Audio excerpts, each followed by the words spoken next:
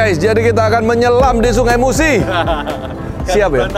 Gak beratas doang, kita naik tingkat guys. Jadi kali ini kita akan menyusuri kedalaman 15 meter, Ron. 25 meter? 25. Setengah meternya susah, Ron. Tapi siap ya, Ron ya? Siap mati gitu ya? Pompong udah sampai Musi guys. Iya benar. Kalau nggak nyelam ngapain kita ya kan? Rugi ya. Minimal cuci muka lah. Nah. Oke guys, jadi kita sama komunitas pusaka di Palembang ya. Ada abang-abang kita ini yang benar-benar nyiapin waktunya dan nyiapin kapal juga. Jadi kita kapal private nih, Ron. Kapal private gue. Kapal private. Nah, ini benar-benar mereka ini sangat support ya. Kita tamunya untuk bisa menikmati Sungai Musi, yang mana kita akan ke berbagai tempat hari ini. Mantap. Kamu katanya mabuk laut, Ron? Iya. Waduh, kita lihat Mas Ronir muntah-muntah guys. Kita lihat ya. Oke, let's go guys.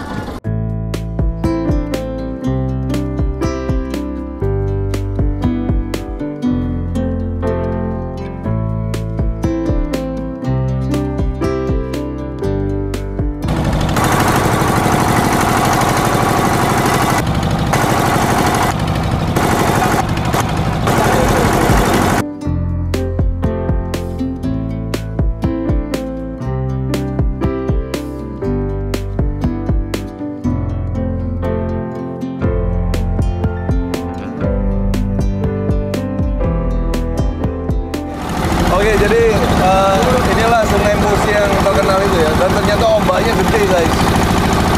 Tadi kita lihat ombaknya, Ron, segitu Ron. Ombak, Ron. Jadi kalau nggak pengalaman bro, Sungai Musi ini banyak kapal yang tenggelam bro. Jadi harus pengalaman bawa motornya ya. Dan di sini inilah cikal bakal dari pusaka-pusaka temuan Sriwijaya guys. Yang mana kedalamannya bisa 15 sampai 25 meter dan itu pun masih masuk lagi ke gorong-gorongnya guys. Oh ya, pasir ya. Dalamnya pasir. Dan kita ini lagi perjalanan sama tim pencari fakta ya. Mencari fakta. Kita akan menyusuri Sungai Musi guys.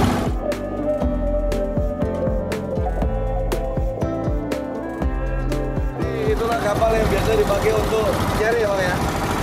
Jadi dia pakai mesin ini ya.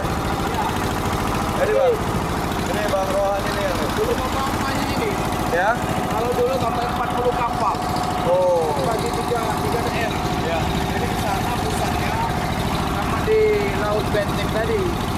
Ini hanya segelintir. Selintir aja. Jadi nyarinya barang-barang itu pakai kapal-kapal kayak gitu guys. Dan biasanya sampai 40 kapal. Ya. Dan sekarang terbagi ya, Dan kapalnya sekarang banyak yang ke Jambi ya. Iya betul. Banyak yang ke Jambi karena ada penemuan. 90% berangkat ke Jambi semua. Sekarang ini 90% berangkat ke Jambi karena ada proyek di sana ya. Ya benar. Ada pencarian di sana. Jadi kapalnya kayak gitu tadi itu guys. Jadi kedalaman bervariasi. Ya. Kalau yang di seberang Pusri itu sampai 30 meter. Oke. Di sini 25 meter. Oke. Kedalaman. Jadi di sini ini 25 meter, kalau di sebelah sana itu sampai 30 meter guys. Wow, itu nggak gampang bro. Dengan alat tradisional. Alatnya tradisional guys. Dan itu orang tahu turun temurun ya Bang? Iya benar. Jadi dari bapaknya, anaknya, Betul. terus ya. Makanya keahliannya itu nggak bisa dipelajari di sekolah itu. Otodidak. Itu otodidak dan wah luar biasa itu. Terus mental yang kuat. Mentalnya kuat dan juga doanya juga kuat. Ya itu. Itu yang paling penting guys, doanya itu guys. Luar biasa ya. Ini jembatan apa? Ini jembatan apa nih Bang? Musim 4. Oh, musim 4. Ini baru ya? Ya. Yang paling tua itu yang Ampera itu Bang? Iya, Ampera.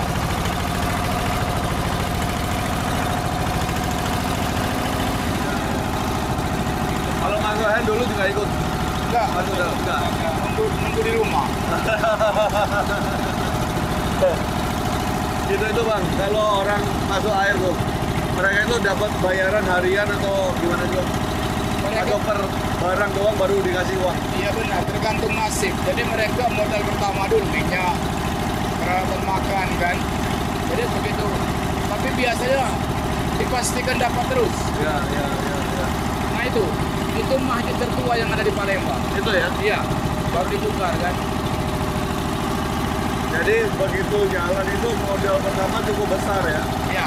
Harus ada bensin atau segala macam dan mereka itu gambling guys. Dan tentu akan dapat atau enggak, tapi kata Bang Royan biasanya dapat aja ya. Betul. Walaupun kecil atau besar, Iya. biasanya dapat. Itu guys.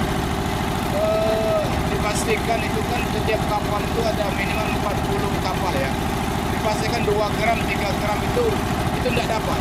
Jadi emas serbu itu ya. Serbu itu ya? Iya. Oh, itu guys. Jadi 40 kapal berangkat tiap hari kurang lebih dan minimal itu dapat hanya 2 atau 3 gram satu hari ya. Iya.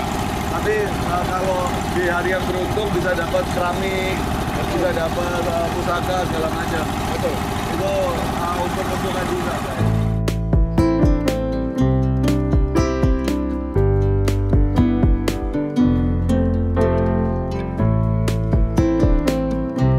Ya, sebelum Kota Gawang Kerajaan Palembang, Ya. jauh sebelumnya itu Keraton Sriwijaya. Oh, ya di sini nih. Iya, betul. Sekarang jadi apa? Masih tempat cagar budaya? Berdirinya Pusri, Pupuk Sriwijaya. Oke. Zaman Belanda kan. Jadi sekarang dipakai untuk apa tempatnya? Ya, jadi kan perusahaan negara. Oh, jadi nggak ada candi-candi atau apa nggak ada ya? Nggak ada. Jadi waktu peperangan terakhir Belanda, Kota Gawang ini, Keraton Kota Gawang dihancur leburkan oleh Belanda. Oke. Jadi jangan sampai menghilangkan ya bahasanya peradaban kita Palembang. Sini nih. Iya. Oke guys, jadi kita ini lagi menuju ke Pulau Kemaro ya. Jadi ini salah satu pulau kecil di Sungai Musi, yang mana pulau yang penuh dengan legenda guys. Nanti kita akan tanya tentang legenda-legenda yang ada di sini. Yang kabarnya di sini itu pernah terjadi suatu peristiwa dan banyak emas yang ada di sekitaran Sungai Musi ini guys. Tapi lebih lengkapnya nanti kita akan tanya para pakarnya ya. Dan ini salah satu pagoda tertinggi di Indonesia guys. Itu bisa kelihatan dari jauh, warnanya khas kelenteng. Oh, mantap. Itu simpul mati ya, pramuka. Pramuka. Uish. Wah. Ho Cheng Biu. Oke, jadi ini namanya Pulau Kemaro. Ini jadi salah satu tempat ibadah Ho Cheng Biu ya namanya ya. Jadi banyak sekali waktu hari raya tertentu, Imlek dan hari-hari raya tertentu ini tempat ini jadi tempat untuk sembahyang guys, untuk memperingati suatu legenda, suatu peristiwa yang luar biasa ya. Dan sampai saat ini adalah merupakan satu kekayaan budaya yang ada di Palembang, di Sungai Musi. Bang, kita yang bisa jelasin Pulau Kemaro siapa nih Bang? Karehan tuh lah. Apa? Karehan ya? Ya. Kita bicara tentang Pulau Kemaro nih Bang. Ini senior kita nih guys. Sebagai guide kita hari ini. Datuk Rehan ya? Iya, iya. Oke Bang, kita sama teman-teman subscriber ini kan masih awam nih Iya, tentang Pulau Kemaro dan legendanya Bang. Sambil jalan, sambil cerita ya Bang? Siap, siap. Oke. Siap. Jadi asal mula terjadinya Pulau Kemaro ini legenda pernikahan antara putri Palembang, Raja Putri Palembang dengan pengusaha dari Tionghoa. Oke.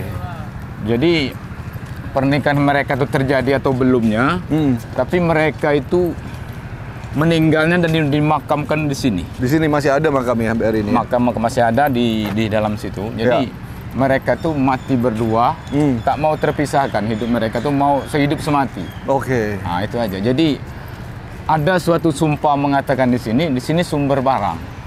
Nah, Ada legenda mengatakan suatu peristiwa di mana banyak emas yang dibuang di sini. dibuang di sini. Oke. Nah, Itu menjadi cerita rakyat ya Bang ya? cerita legenda. Legenda.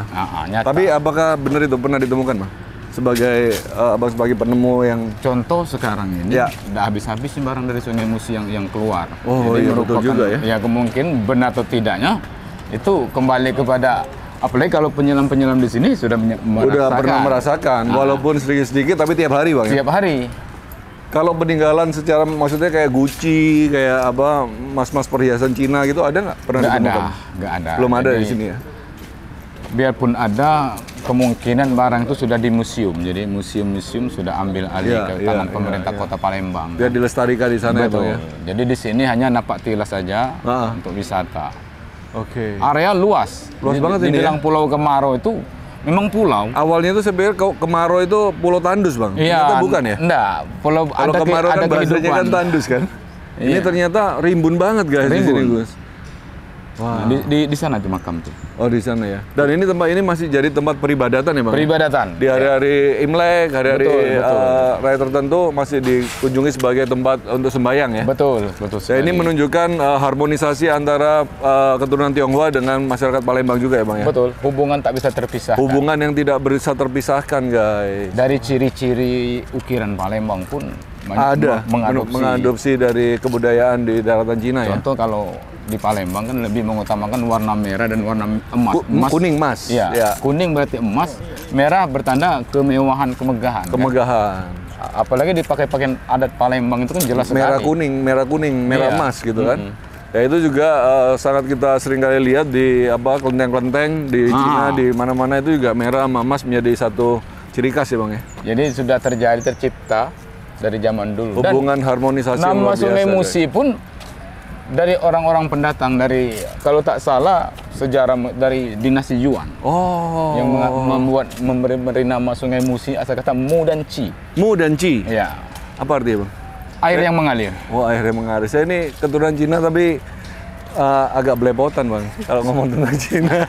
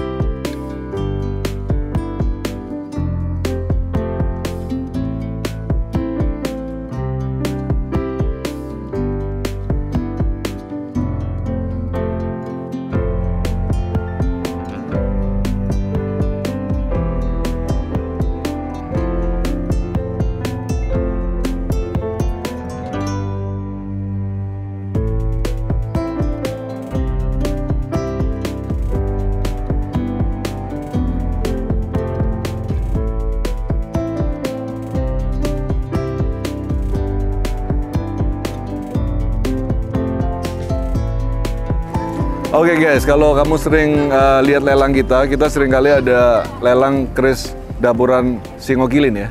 Saya tunjukin Singokilin yang sesungguhnya guys. Itu sebenarnya ada di sini Singokilin ya guys. Loh. Ini bisa bawa pulang nggak bro? Hah? Tak angkat bro. Bagus banget ya. Taruh lantai Lantai 4 dong. Oh iya. Ada selatan ya. Oh bener kok.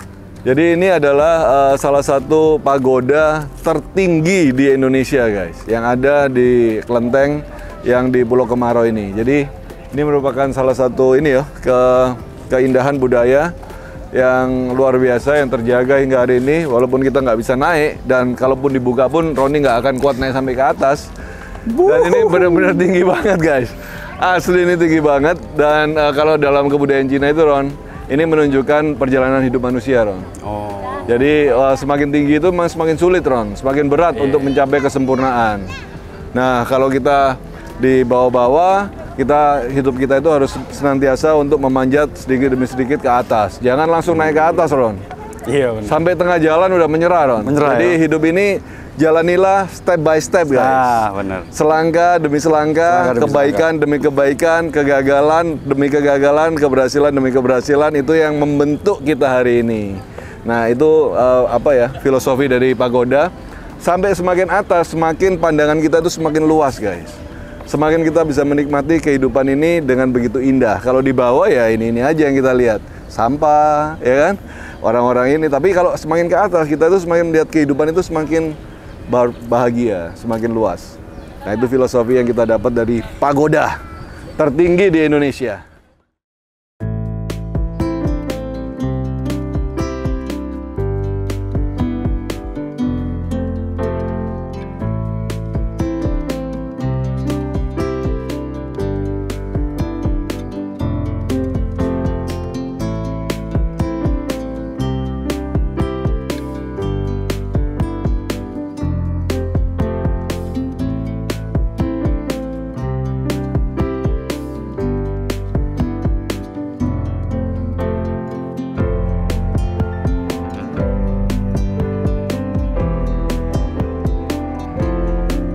Oke guys, kita akhirnya berhasil menyelam di ketinggian 3.000 kaki. Oke, jadi apa ya Ron ya? Aku tuh tadi udah mau nyemplung sih Ron sebenarnya. Cuman sungkan aja. Jadi bukan kelas ya guys. Jadi kita itu hari ini memang diajak untuk menyusuri Sungai Musi.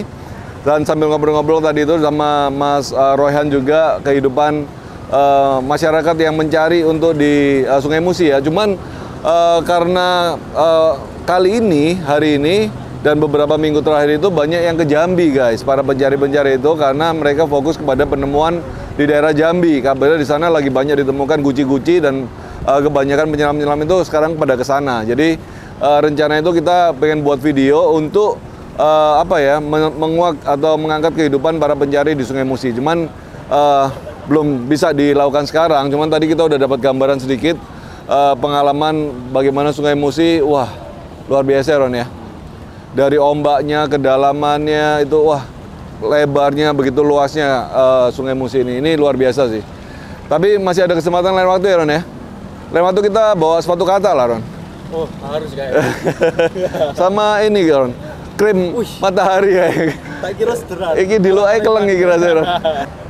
Oke guys, satu hal lagi yang saya sangat bangga dan saya sangat semangat hari ini dengan bagaimana komunitas ya, para pecinta Tosan Aji yang sangat ramah menerima kita dengan luar biasa. Hari ini saya dapat 2 pusaka, 1 keris dan 1 betok jalak yang kita akan bawa pulang menjadi koleksi etnik Indonesia. Dan saya mengucapkan terima kasih buat ini ya, komunitas Tosan Aji yang ada di Palembang. Ada Bang Erwin, ada Bang Ferry, ada Mas Hendro, ada banyak lagi lah yang kita nggak bisa sebutin satu-satu namanya. Kita menerima keramat tamahan yang luar biasa. Kita mengucapkan terima kasih buat komunitas ini. Itu ya yang membuat saya semangat di dunia Tosan Aji ini, di mana-mana kita ketemu saudara yang luar biasa. Oke guys, itu aja video kita. Mudah-mudahan semakin maju dunia Tosan Aji di Indonesia. Sampai ketemu lagi di video selanjutnya. Salam budaya.